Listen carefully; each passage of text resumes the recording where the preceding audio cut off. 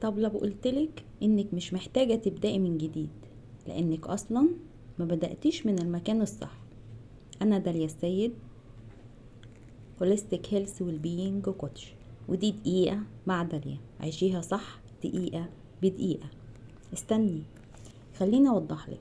احنا قضينا الموسم كله بنسأل ليه مش بعرف اغير، وافتكرنا في البداية ان المشكلة يمكن تكون في الإرادة، وإنك كل مرة بتبدأي بحماس وبعد كام يوم بترجعي لنفس العادات. يمكن بتاكلي وانتي متوترة، يمكن زعلانة وبعدها بتلومي نفسك، يمكن بتأجلي وتقولي هبدأ بكرة، ويمكن طاقتك بتخلص. فحتى أبسط حاجة بتبقى مجهود. لكن واحدة واحدة بدأنا نفهم حاجة مهمة، ان السلوك اللي انت شايفاه مشكلة غالبا وراه سبب محتاج يتفهم. مشاعرك، افكارك، توترك، عاداتك، والكلام اللي بتقوليه لنفسك كل يوم. فبدل ما تسألي ليه انا مش بعرف التزم، جربي تسألي ايه اللي بيخليني مش قادرة التزم.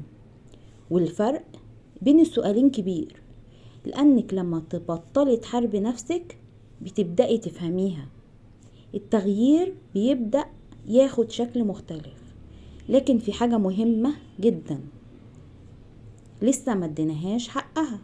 جسمك، جسمك لما بتتوتري جسمك بيتفاعل، لما نومك بيقل جسمك بيتأثر، لما أكلك بيتغير جسمك بيتعامل مع ده، ولما شهيتك بتزيد أو تقل، ولما طاقتك بتخلص.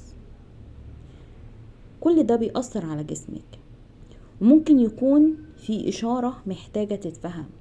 وده مش معناه إن كل تعب أو كل عرض معناه إن عندك مشكلة صحية، لكن معناه إن جسمك مش عدوك، وإن فهم إشاراته جزء من فهمك لنفسك.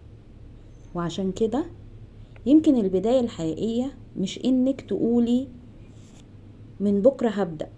يمكن البداية الحقيقية إنك توقفي لحظة وتسألي نفسك أنا محتاجة إيه اللي بيحصل جوايا، وجسمي بيحاول يقول لي إيه.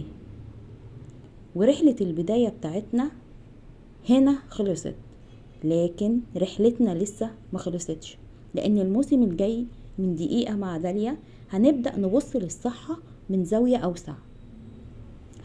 هنفهم جسمك، أكلك، طاقتك، نومك، شهيتك، السكر، والتغيرات اللي بتحصل جوه جسمك. وفي نفس الوقت هنفضل فاكرين ان الانسان مش جسم بس، في افكار وفي مشاعر وفي عادات وفي سلوك وفي وعي.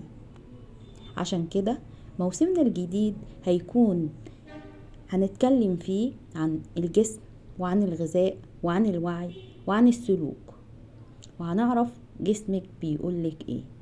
انا داليا السيد، مكملين الرحلة سوا، لأن عيشيها صح مش قرار بتاخديه مرة واحدة، دي رحلة. كنت معكم في دقيقة مع داليا.